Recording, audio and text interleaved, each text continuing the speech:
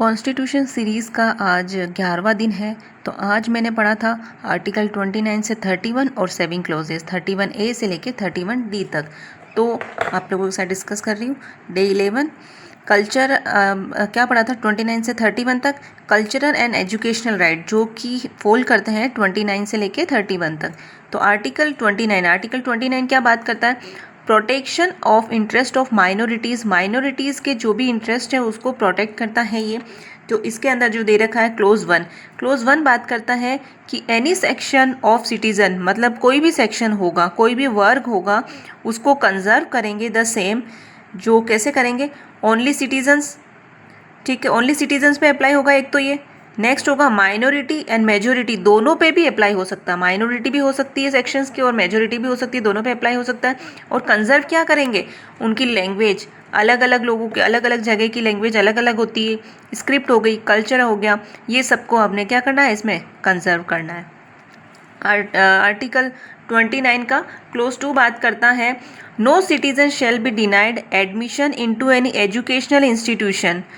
कोई भी किसी भी सिटीज़न को गवर्नमेंट मना नहीं कर सकती है किसी भी एजुकेशन इंस्टीट्यूट में जो कि अप्लाई होते हैं। गवर्नमेंट इंस्टीट्यूट है या फिर गवर्नमेंट एडेड, गवर्नमेंट कोई हेल्प कर रही है उस इंस्टीट्यूशन के लिए, तो उसमें कोई मना नहीं कर सकता है।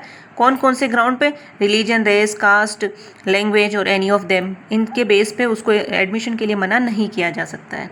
ठीक है, अब इसमें है केस लो मैंने बहुत ही सर्च करके अच्छे से लिखे हैं जो कि एग्ज़ाम में पूछे गए हैं।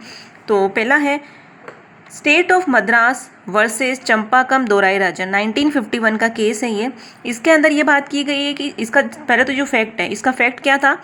गवर्नमेंट ने कॉलेज में रिलीजन और कास्ट के बेस पे जो सीटें बांटी थी, ठीक है, गवर्नमेंट ने क्या कर दिया? रिलीजन और कास्ट के बेस पे सीट बांट दी।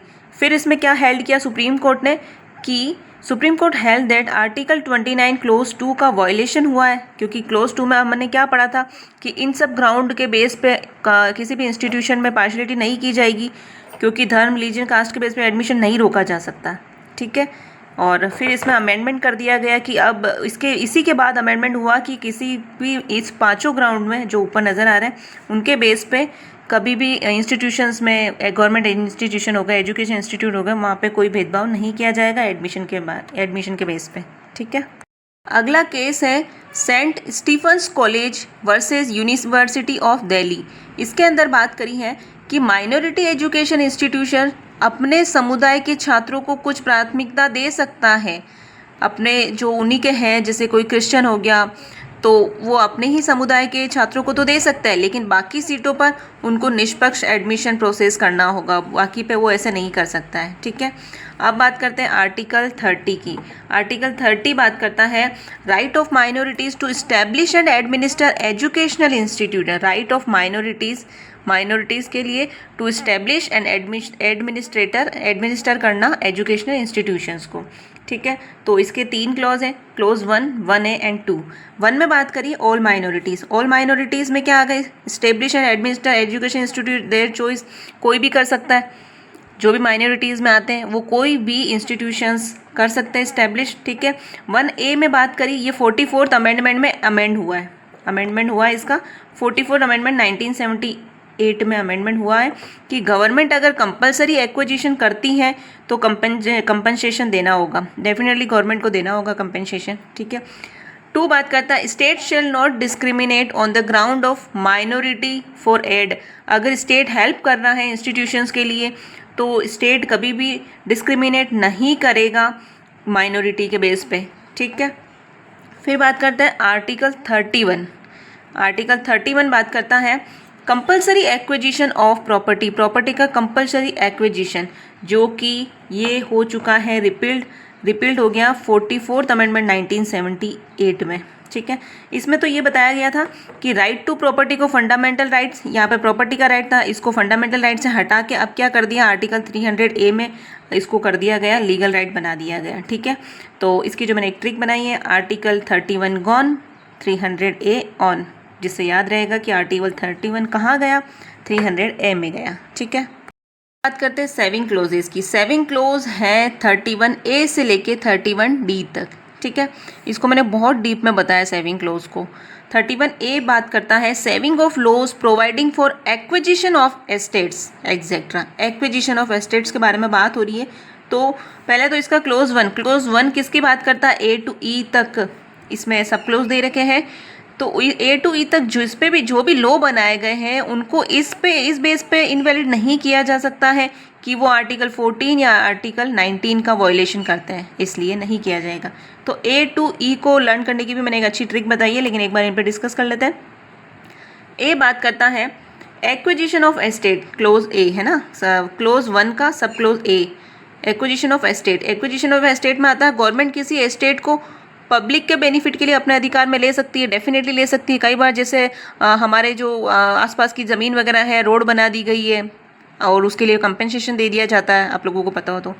और सेकंड है प्रॉपर्टी का मैनेजमेंट अपने हाथ में ले सकती है गवर्नमेंट, डेफिनेटली। अगर सही से मैनेजमेंट नहीं हो रहा है तो प्रॉपर्टी का मैनेजमेंट गवर्नमेंट खुद अपने हाथ में ले सकती है। नेक्स्ट है अमालगमेशन ऑफ कॉरपोरेशन। अगर कोई गवर्नमेंट कंपनी है, गवर्नमेंट लॉ बनाकर 2 या अधिक कंपनियों को मर्ज कर सकती है। इसके अंदर क्या कर सकती है? 2 या 2 से ज़्यादा कंपनियां जो होती है एक साथ मर्ज कर सकती है। डी बात करता है डायरेक्टर्स, मैनेजर्स और शेयर होल्डर्स के राइट में बदलाव। अगर जैसे किसी बैंक में कुछ फ्रॉड हो रहा है, गबन हो रहा है, तो वहाँ का उसको चेंज करके दूसरी कम्युनिटी बिठा सकती है, इस तरीके से कर सकती है। ई बात करता है माइनिंग लीजेस और मिनरल्स राइट। इनको ख़त्म भी किया जा सकता है, चेंज भी किया जा सकता है अगर इन्होंने जो वॉयलेशन किया है रूल्स बने हुए उनका, तब। ठीक है। अब इसका प्रोवाइडेड बहुत इंपॉर्टेंट है। प्रोवाइडेड में बताया गया है प्रोवाइडेड में कि यदि स्टेट लेजिस्लेचर ऐसा लॉ बनाता है जिससे किसी पर्सन की पर्सनल कल्टीवेशन लैंड, खेती वाली जो भूमि होती है ना, वो को ले लेता है, तो इस कंडीशन में प्रेसिडेंट की कंसेंट बहुत ज़रूरी है। और आप उसकी लैंड ले रहे हो तो उसके लिए कंपनसेशन का प्रोविज़न होना चाहिए। जैसे रोड वगैरह का एग्जांपल दिया मैंने, अभी रोड बनाई जाती है गाँव के बीच बीच में से निकाल के, है ना, तो अगर वो ज़मीन आ रही है उसके अंदर तो उनको कंपनसेशन दिया जाएगा। ठीक है। अब बात करते हैं क्लोज 2 की, जो बात करता है डेफिनेशन। ठीक है। फर्स्ट डेफिनेशन है एस्टेट की। एस्टेट के अंदर क्या क्या आता है? Existing law relating to land tenure. Land tenure का जो लॉ बना हुआ है, एग्जिस्टिंग लॉ अलग अलग जगह के अलग अलग बने हुए हैं, उसके अंदर जो दी हुई है एस्टेट वो इसके अंदर आती है। ठीक है। बी बात करता है राइट्स की। कौन कौन से राइट आ जाएंगे? प्रोप्राइटर का right, tenancy right, privilege, land के जो भी जितने भी लाभ वगैरह मिल रहे हैं आपको, वो सारे राइट आपको मिलेंगे। सी बात करता है कॉर्पोरेशन की। कॉर्पोरेशन के अंदर गवर्नमेंट एंड प्राइवेट कंपनीज, ये दोनों आ गई। ठीक है। अब इसमें बात करते हैं केस लॉ की। मैंने 2 केस लॉ लिखा है, ये बहुत इंपॉर्टेंट है, काफ़ी सारे एग्जाम में पूछे गए। दोनों केस लॉ हैं। शंकरी प्रसाद वर्सेस यूनियन ऑफ इंडिया 1951 का केस है। इसको पहले तो अमेंडमेंट कब किया गया था? फर्स्ट कॉन्स्टिट्यूशन अमेंडमेंट 1951 को लीगल माना गया। इसको किसको? 31A को। पार्लियामेंट फंडामेंटल राइट्स में अमेंडमेंट कर सकती है, इस केस में बताया गया। और Waman Rao versus union of India 1981 के केस में ये बात करी है कि आर्टिकल 31 की कॉन्स्टिट्यूशनल वैलिडिटी को एक्सेप्ट किया गया है, मतलब इसको सही माना गया है। ठीक है। अब ये जो मैंने ट्रिक बता रखी है लर्न करने की, ए से लेकर ई तक आप कैसे क्लोजेस लर्न करोगे। इसकी मैंने ट्रिक ये रही, ABCDE। A for acquisition of estate. B में क्या था? Management, better management of property. अगर कोई गलत मैनेजमेंट कर रहा है तो गवर्नमेंट कर लेती है। सी कॉर्पोरेशन अमालगमेशन, जो 2 या 2 से कंपनी एक साथ मर्ज करने का। डी डायरेक्टर्स राइट्स चेंज हो जाते हैं, जैसे कि बैंक का मैंने एग्जांपल दिया, दूसरी जगह बिठा देंगे उनको। ई मतलब एक्सट्रैक्शन, माइनिंग लीज वगैरह, उसको ख़त्म कर सकते हो उनका लीज। ठीक है। बाद आता है 31B। 31B है valuation of certain acts and regulations की। बी, इसके लिए मैंने एक ट्रिक बताई है, ट्रिक पहले ही बता दी मैंने। बी फॉर ब्लैंकेट प्रोटेक्शन, मतलब एक्स्ट्रा प्रोटेक्ट करना। पर किस को करना?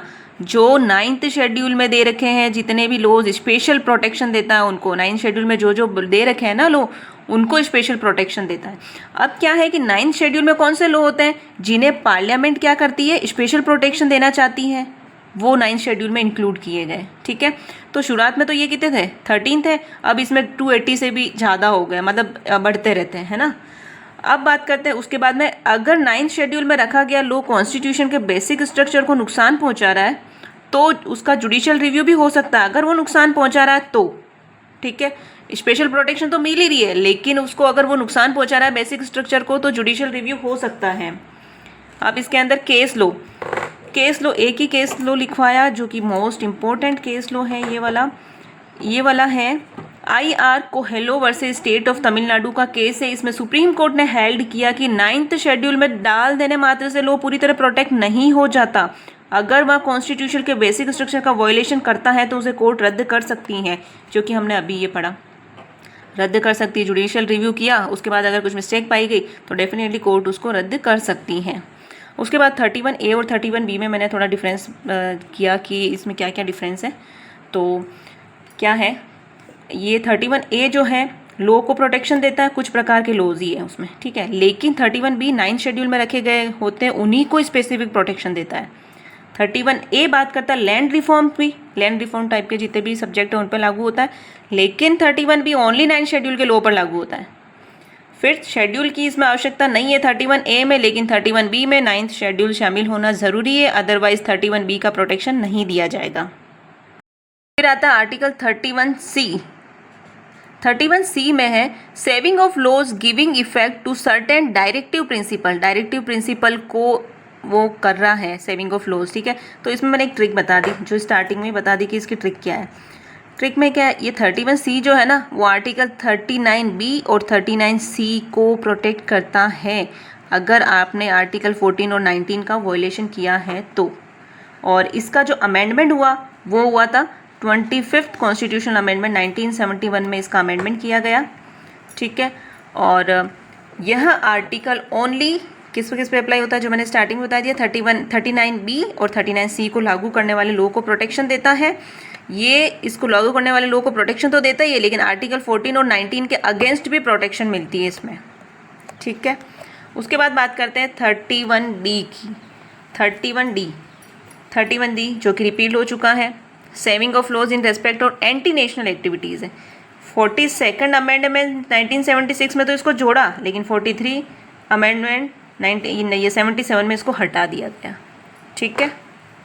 मैंने इसकी डे 11 की पढ़ाई कंप्लीट करी, आप लोगों के साथ नोट शेयर कर रही हूँ। अगर आप लोगों को मेरी सीरीज़ पसंद आ रही हो या नहीं भी आ रही हो तो प्लीज़ कमेंट सेक्शन में ज़रूर बताएं कि मुझे इम्प्रूवमेंट क्या क्या करना चाहिए, मैं क्या क्या इम्प्रूवमेंट कर सकती हूँ। और मुझे ओनली 3 घंटे मिलते हैं, उसके अंदर मैं सर्च करके जैसे तैसे करके ऐसे नोट्स इकट्ठे कर रही हूँ, बना रही हूँ, और ये सब मैं आपके साथ शेयर कर रही हूँ। तो एटलीस्ट मेरी इस मेहनत को तो एनकरेज कीजिए, कोई तो मुझे सपोर्ट करे, ताकि मेरे को भी थोड़ा सा लगे कि हाँ आगे बढ़ना है, करना है। बहुत मुश्किल से टाइम निकाल पाती हूँ, बच्चा, घर के काम, और बिना किसी भी सपोर्ट के, किसी भी पर्सन के सपोर्ट के ये सब करना मेरे लिए थोड़ा टफ है। तो please encourage me. Thank you. कल तक जुड़े रहिए, कल आगे और पढ़ाएंगे।